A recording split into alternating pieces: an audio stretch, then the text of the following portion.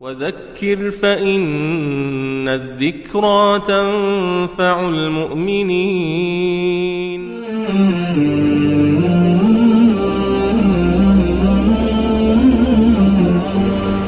بسم الله الرحمن الرحيم. الحمد لله رب العالمين، والصلاة والسلام على سيدنا وحبيبنا محمد وعلى آله وأصحابه أجمعين. ئامانجی مرۆڤی مسلمان ئەوەیە تەمەنێکی پڕخێر و بەرەکەت بەسەر ببات و پاشان بە ئیمانەوە بمرێ. خەیڕکم من طال عمره وحسن عمله. پێغەمبەری سەرۆرمان صلی الله عليه وسلم دەفەرمێ باشترین کەستان لە ئێوەی ئومەتەم کەسێکە کەوا تەمەنی درێژە، ساڵەکانی تەمەنی زۆرن، بەڵام بە مەرجێک و حەسن عەمەلوه، لەو تەمەنە درو درێژەدا هەر خەریکی کاری چاکە بووە، خەرمانی چاکەی زۆر گەورەیە، دەفتەری ئەعمالی پڕە لە چاکە. ئەینا تەمەنی زۆری بێکردەوە ئەوە هەر هیچ نییە، هەر بەڵایە. یوسف سەلامی خۆی پەروەردگاری لەسەر بێ لە کۆتایی تەمەنیدا کە بوو بە وەزیری دارایی میسر و دەوروبەری لە گرانی و قات و قڕی بە نەخشە ئابووریە 15 ساڵە جوانەکەی ڕزگار کرد، خەڵکی میسری لە کۆیلایەتی و نانەسکی ڕزگار کرد، دینی ئیسلامی بڵاو کردەوە، دڵی دایک و باوکی شاد کرد، بە لێبوردن تۆڵەی لە براکانی کردەوە، چونکە بە لێبوردن و بە چاکەکردن تۆڵەی لە براکانی کردەوە. گەورەترین تۆڵە لە کەسێک کە ئەو پەڕی ئازاری دابی و خراپەی لەگەڵا کردبی ئەوە نییە لە سێدارەی دەی بیکوژی سجنیکەی، لێی ببووری تۆڵەی لێ نەکەیەوە و پاشان چاکەشی لەگەڵ بکەی. یوسف سەلامی خوای پەروەردگاری لەسەر بێ هەردووکی لەگەڵ کردن، هەم لێیان بوورە، هەم نەی فەرموو حەواڵە بەخوا بنوتی خواش لێتان خۆش، فەرمووی خوا لێتان خۆش بێ، و پاشان چاکەشی لەگەڵ کردن. لەو بیابان و دەشت و دۆڵەوە هێنانی بۆ شاری میسر، بۆ وڵاتی میسر، و ڕێزی تایبەتی لێگرتن و ڕێزی ماڵ و منداڵی گرتن و چاکەی زۆری لەگەڵ کردن. ئەمجا کە ئەم هەموو کارانەی کرد، لە کۆتایی تەمەنا فەرمووی تەوەفەنی موسلیمەن و ئەلحقنی بالصالحین. پەروەردگارە داوات لێ دەکەم بە موسڵمانی بمرێنە و بمگەیەنە بە کاروانی ساڵحان و چاکان. دەی با ئێمەش ئەوە بەرنامەی ژیان بێ، بەرنامەی ژیانمان بێ وەکو سەیدنا یوسف سەلامی خوای پەروەردگاری لەسەر بێ. چی لە تواناماندا بوو پێشکەشمان کرد بە ژیان، جێپەنجەمان لە شوێن خۆمان بەجێهێشت، ئەمجا دوا ئاواتمان ئەوە بێ، دوا ئاوات تەوەفەنی موسلیمەن و ئەلحقنی بالصالحین. نەک تۆ تەمەنت هێشتا 20 ساڵە، 17 ساڵە، 30 ساڵە، هەر یەکسە بڵێ یا ڕەبی خوای پەروەردگار بە ئیمانەوە بمرێنی و بمگەێنی بە کاروانی چاکان. ئەوە دەبێت دوا ئاواتی ژیانت بێ. ئەبێ کاتێک کە دەڵێ پەروەردگارە بە ئیمانەوە بمرێنە و بمگەێنە بە کاروانی ساڵحان، پێشوەخت بۆ کاروانی ساڵحان شتت زۆر وەکو یوسف سەلامی خوای لەسەر بێ ئامادە کرد بێ. جێپەنجەیەکت لە ژیانەدا نابێ ضەع بەسمەتەک، پێش ئەوەی بمری جێپەنجەیەک بەجێ بێڵە، شوێنەوارێکی چاکە لە شوێنی خۆت بەجێ بێڵە. جا هەیە شوێنەواری علم بەجێ دێڵێ، مامۆستایەکی ئاینی حجرەیە ئەو هەموو فەقێیە بەجێ دێڵێ، هەیە مامۆستایەکی زانکۆیە ئەو هەموو خوێندکاری ماستەر و دکتۆرایە لەبەردەستی ئەوە پێگەیشتووە، هەیە ئەولادی ساڵح پێدەگەیەنێ، ڕۆژی 100 جار ڕەحمەتی بۆ دەچێت لە گۆڕەکەیدا. شوێن پەنجەیەک بەجێ بێڵە، ئەمجا پاشان بڵێ خوایە بە ئیمانەوە بمرێنە و بمگەێنە بە کاروانی ساڵحان. ئەبێ ئەوە دوا ئاواتت بێ. جا کە دەتەوێت بگەی بە کاروانی ساڵحان کە سەرقافڵەکەی موحەممەدە صلی الله عليه وسلم، ئەم کارانە بکە. یەک، لە تنگانەدا فریای خوشک و برا و کەس و کاری خۆتکەوە. باشترین کەس ئەو کەسەیە بۆ کەسەکانی خۆی باشە، بۆ گەل و نەتەوەکەی خۆی باشە. ئێستا تۆ دەتەوێت چاکەیەک بکەی، گەلی کوردی موسڵمان لە باشووری کوردستان لە هەموو کەس مستەحەقترە چاکەی لەگەڵ بکەی. کە لە باشووری کوردستان شتێکت لێ زیاد بوو، کوردانی ڕۆژهەڵات، ڕۆژئاوا، باکوور، کە لەوە لێت زیاد بوو، ئەمجا بۆ وڵاتێکی تری موسڵمان باشترین کەس ئەوەیە بۆ گەل و نەتەوەی خۆی زۆر باش بێ. وەکو لە وتاری ڕابردوودا باسمان کرد پێغەمبەری خوا صلی الله عليه وسلم دەربارەی هەڵوێستی جوان مێرانەی ئەشعەریەکان فەرمووی هم منی و ئەنا منهم، ئەوانە لە منیش لە ئەوانم، چونکە لە کاتی کارەسات و ناڕەحەتی و دەستەنگیدا دەستباری یەکن و دڵنەوایی یەک دەکەن و ماڵەکەیان بە یەکسانی لەگەڵ یەکادا بەش دەکەن. دووەم نامۆی ناو خراپەکان بە، نامۆی ناو خراپەکان بە، مەڵێ لەگەڵ عامێ دەسمە شامێ. پێغەمبەر صلی الله عليه وسلم ڕۆژێک ڕووی لە هاوڵانی کرد فەرمووی بەدە الئیسلام و غەریبە، بەخوا ئەم ئیسلامەتیە زۆر بە نامۆیی دەستی پێ کرد، زۆر جێی سەرسوڕمان بوو. غەریبە یعنی بەڕاستی جێی سەرسوڕمان بوو، زۆر غەریب و نامۆ بوو، کەس تەوەقوعی ئەوەی نەدەکرد ئیسلامێک بتوانێت زیندە بە چاڵکردنی کچان کۆتایی پێبێنێ. دوو، بە کۆیلەکردنی مرۆڤ هەڵتەکێنێ. سێ، بێهێز نەتوانێ بەهێز نەتوانێ پەلاماری بێهێزدا و قوتیدا وەکو حوت. چوارەم، قەرزێک دابێنێ کە بەبێ سووڕی بابێت، چونکە پێش ئیسلام کەس ئامادە نەبوو قەرز بداتە کەسێک ئیلا سووی دەخستە سەر. ئیسلام ئەوەی داهێنا، بەڕاستی کارێکی نامۆ بوو. پارەیەکی خۆت بدەیت بە کەسێک بۆ ساڵێک بۆ 2 ساڵ کە وەرت گرتەوە، تۆ ئەم ماوەیە هیچ سوود لەو پارەی وەرنەگرتووە، هیچ سوودیش لە خاوەن لە قەرزارەکە وەرناگری بەبێ سوو بەبێ ڕیبا. 5، تاڵانکردن و هەڵکوتانی ئەم هۆزە لە ناکاوە بۆ سەر ئەو هۆڵزە. مەڕوو ماڵاتی تاڵانکەی، کەلوپەلی ماڵی تاڵانکەی، کچەکانی بکەی بە کەنیزەک و کوڕەکانی بکەی بە کۆیلە و بیان فرۆشی. ئیسلام ئەوانەی نەهێشت، فەرمووی بەدە الئیسلام و غەریبە، بەخوا ئیسلامە زۆر بە نامۆیی دەستی پێ کرد. ئەو کارە قورسانی کە خەڵک دەیانگوت ناکرێن ئیسلامی ئێمە کردی، الحەمدولله لە سەرەتاوە کاری گەورە دەستی پێ کرد. وسيعود غريبا كما بدأ. رسول الله صلى الله عليه وسلم روحم بقرباني بیا فەرمووی ڕۆژگارێکیش ئەم ئیسلامە ئاوا دەگەڕێتەوە بە غەریبی و بە نامۆیی. یعنی جارێکی تر ئاوا مرۆڤایەتی کە زەلکاوی نەفامی دەبێ ڕزگاری دەکاتەوە، ئەو کارە بەس بە ئیسلام دەکرێ. جارێکی تر ئەم ئیسلامە دەبێتە فریاد ڕاست، نەک خەڵکانێک بەڕێزان بەداخەوم. چەند جار گوێم لە بانخواز و مامۆستای بەڕێزی ئاینی بووە بە هەڵە لەو فەرمودەیە حاڵی بووە، ئەڵێ ئیسلام بە غەریبی دەستی پێکرد، هەموو زەلیل بوون، سەحابەکان لیان دەدرا، فەقیر حاڵ بوون، هەژار بوون. ڕۆژگارێکی ژێمە ئاوا مسلمانان زەلیل و ژێردەستە دەبنەوە. ئەوە هەڵەیە. ئیسلام بە نامۆیی دەستی پێکرد، یعنی بەو کارانی کە باسم کرد زۆر نامۆ بوون کە چۆن ئیسلام ئەوەی پێدەکرێ و کردیشی. وسيعود و دڵنیابن ڕۆژێکیش زۆر نابە ئەم ئیسلامە دەگەڕێتەوە سەر ساحەی ژیان، ئەم خەڵکە ئەم مرۆڤایەتیە لە زەلکاو دێنێتە دەرەوە. ئەو کارانەی خەڵک قەت تەوەقوعی نەدەکرد ئیسلام پێی دەکرێت. تۆ ئاگاد لە خۆت بێ. فطوبى للغرباء، بەهەشت بۆ ئەو کەسەیە، خۆشبەختی بۆ ئەو کەسەیە، چارەنووسی گەشاوە بۆ ئەو کەسەیە کە الغرباء لە ڕیزی نامۆیەکانە. ئەو خەڵکانەی کە خراپن تۆ لەگەڵیان مەبە. تۆ ئاگاد لە خۆت بێ لە چاکان بە، نامۆی ناو خراپان بە. طوبى للغرباء، تۆ بەهەشتی، تۆ بەختەوەری، تۆ چاکەخوازی، تۆ چاکەکاری، تۆ کەسێکی وەکو گوڵ وای کاتێک نامۆی ناو خراپەکانی. الغرباء ئەوە ماناکەیەتی. الغرباء هم الذين يثبتون على دينهم عندما ينتشر الفساد وتكثر المعاصي. الغرباء نامۆکان ئەو کەسانن کەوا جێگیرن لەسەر دینەکەیان، ئەو کاتەی کەوا گەندەڵی بڵاو دەبێتەوە، ئەو کاتەی خەڵک حەزی بە موچەیەکە بەڵام بە بێکارکردن. تۆوانی تۆ حەز دەکەی ئەو پارەی وەرتگرت بە ئەندازەی ئەوە زیاتر کار بکەی و خزمەت پێشکەشکەی.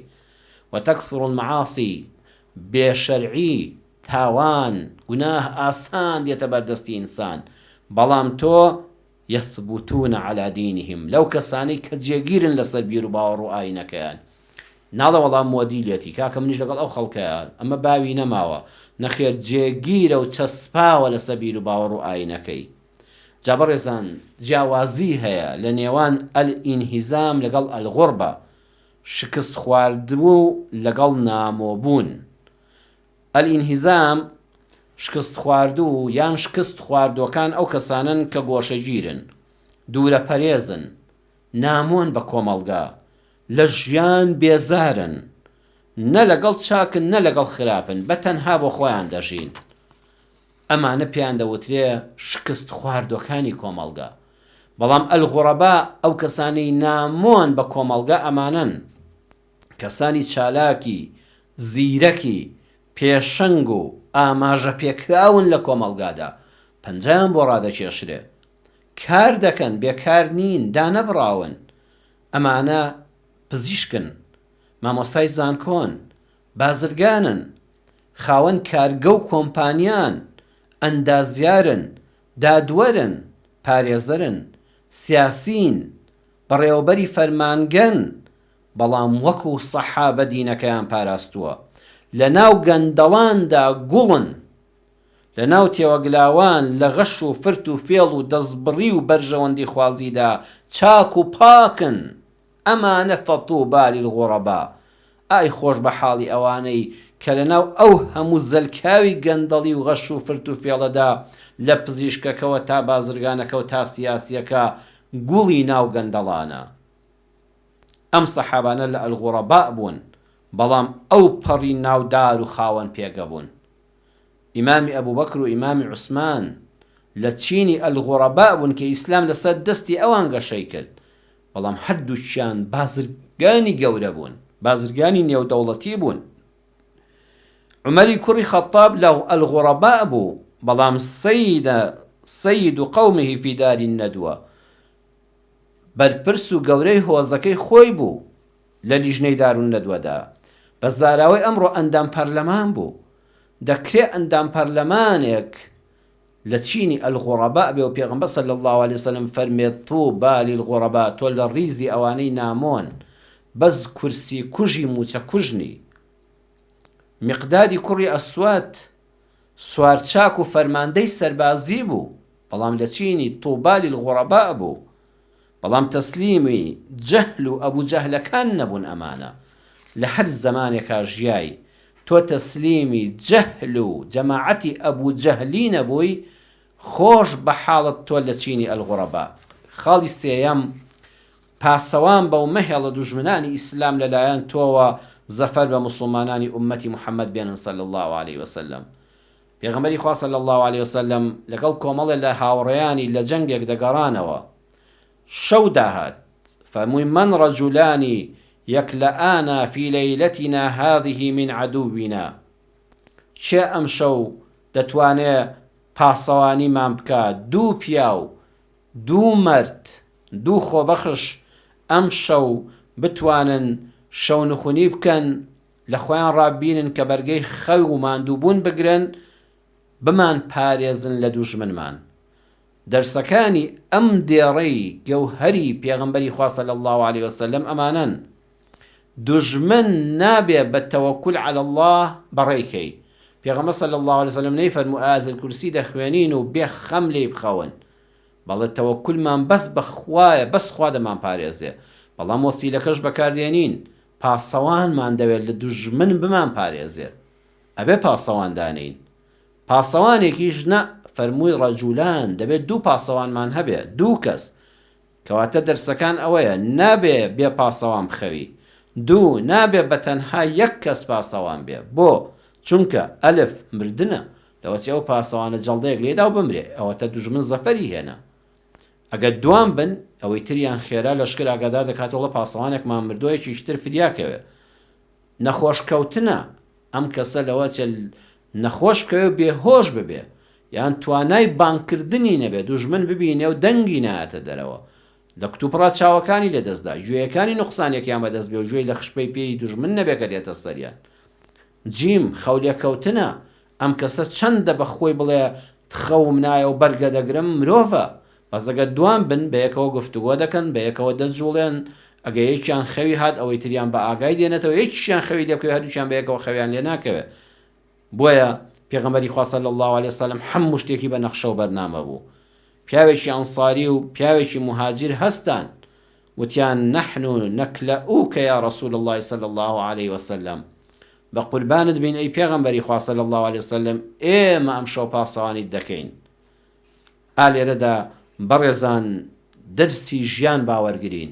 یادی خۆم و ئێوەی دەخەمەوە کەواتێ باسی ئەمانەی پێغەمبەری خوا دەکەین صلی الله عليه وسلم لەگەڵ هاوڵانیدا پاسەوان هەر بۆ سوپا نییە پاسەوانمان دەوێت ئەمڕۆ ڕۆژی من و تۆیە ڕۆژی جەنابتەکەم وتارە لەم بەری مزگەوتی ماڵی خۆمانەوە دەبیستی ئەمڕۆ پێویستیمان بە پاسەوانە لە پێغەمبەرەوە صلی الله عليه وسلم لە سەحابەوە بۆ ئێمە ماوەتەوە ئاگادار بە ئەی مسلمانی بەڕێز دوژمن لە ڕێگەی تۆوە زەفەر بە مسلمانان نەبە لە ڕێی تۆوە لە دینەکەی ئیسلام و پێغەمبەری خوا نەدرێ صلی الله عليه وسلم ئاگاداری ماڵەکەت بە بەخوا ئەو ماڵەت بە چواردەوری بە دوژمن گیراوە دوژمنێک نا کە بەچەکەوە بێتە سەر و بتکوژێت دوژمنێک کە دەیەوێت منداڵەکانت لێ بتزێت لە ناو تۆڕی ئەنتەرنێتەکەدا لە تۆڕە کۆمەڵایەتیەکەدا لە مۆبایلی دەستی خێزان و منداڵتدا دوژمنەکە هاتووە لە ژووری نووسنەکە لەگەڵیانە ئەبێ پەروەردەیەکی ئیسلامی جوانیان بکەی بە زمانی شیرین تیان بگەێنی کوڕی خۆم حتا وشەیەکی چاک بڵاو دەبێتەوە دەی خراپیشی لەگەڵە هۆشیار بە بە ئاگا بە وریا بە ئەم کافرە لە ڕێگەی ئێمەوە لە ڕێی ماڵی ئێمەوە نەتوانێت ژەهری خۆی بڕێژێت بەخوا ماڵەکەت کەناڵی تیڤیەکانی هەیانە ژەهری کوفری عالەمی زایۆنی دێنێتە ناو ماڵەکەتەوە ئەبێت تۆ وریابی تۆ حەرەزبی نەهێڵی ماڵ منداڵەکەت لە مانگی ڕەمەزانە لە غەیری مانگی ڕەمەزانە ساڵ 12 مانگ باڵقەی 300 ئەڵقەی و 400 ئەڵقەی بەدیا فیلمی تورکی دۆبلاشکراوی ژەهراوی کوراوی هاوردەکراوە بۆمان کە لە درۆن و لە تۆپی دوژمن خەتەرترە ئەبێت تۆ حەرەزبی بە دیارەوە مەسحیکە ڕەشیکەوە مەهێڵە لە ناو تیڤەکەی تۆدا بمێنێ دووەم وڵاتەکەمان پێویستی بە ئەوەیە کاربەدەستان بیپارێزن بە چی بیپارێزن بە عەدل بە دادپەروەری بە گێڕانەوەی ماف بۆ مافخوراوان هەر وڵاتێک دادپەروەری تێدا چەسپا مافی مافخورا و گەڕایەوە و دەستی ستەمکار گیرە خۆی گەورە ئەو وڵاتە دەپارێزێ با لە لای تۆوە ئەی کار بەدەست وڵاتەکەت داگیر نەکرێ سێم مزگەوت مامۆستایانی بەڕێزی مزگەوت با مزگەوتەکانمان دوژمن لە ڕێی ئێمەوە زەفەر بە مسلمانان نەهێنێ بەخوا مزگەوتێک بەس حەدیث گێڕانەوە بێ ئەویش بە لەفظ ئەزەوەزانە وەزارەتی ئەوقاف حکومات بە حەیەتی شێشەی لەگەڵ مەلایەکە هەیە حەز دەکەی حەد سەحیحی بوخاری مسلیم هەموو بخوێنەوە بەڵام شیمەکەوە بەس تەنها بیکە بە کوردی ئەوە بۆ خەڵک شیمەکەوە بە حەیاتی گرفتێکی لەگەڵ تۆدا نییە مزگەوت ئەبێ شوێنی بانگی ئازادی بێ دینی ئێمە کە پێش نوێژەکەوە حەی عەلە الفەلاحمان هەیە مزگەوتێک کە خەڵکی فێری ئازادی نەکا و لە کۆیلایەتی ڕزگاری نەکا وەڵا برا کافریش پێی خۆشە هەزار مزگەوتی ئەوە ڕۆژی بکرێتەوە خۆیان بۆ دیفتیدا دەکەن بەس ئەبێت لە مزگەوتە مامۆستایانی بەڕێزی ئێمە لە سەمینبەری پێغەمبەر صلی الله عليه وسلم خەڵکی فێری ئەوەکەن نیشتیمان پەروەر بە کورد پەروەر بە خاک و وڵاتی خۆتت خۆش بوێ ڕێز لە شۆڕش و خەبات و پێشمەرگەی خۆت بگرە بەڵام کۆیلەی کەس نەبی ئەوە گرنگە نەچی کۆیلەی هیچ کەسێک بی خۆت بە نانخۆری کەس نەزانی کەس بە گەورەی خۆت نەزانی تەنان وشەی گەورەم کە سەربازێک بۆ ئەفسەرەکەی دەری دەبڕێ وشەیەکی زۆر ناشایستەیە دەتوانێت بڵێ پلەدار دەتوانێت بڵێ بەڕێزم دەتوانێت بڵێ خاوەن پایە دەتوانێت بڵێ بەڕێز فەرماندا بەس وشەی گەورەمان بەس ئەڵڵایە سوبحانەه وتەعالە ئەبێ پەیامی مزگەوت دەبێ بانگی ئازادی حەی عەلە الفەلاح خەڵکی نەوەرن بۆ ڕێگەی سەرفرازی هەر حەی عەلە السەڵاتمان نییە جاگەر مزگەوت بەس شوێنی نێشکردن بوویایە ئێوە بیری لێ بکەنەوە جوان بیر لە ئیسلام بکەنەوە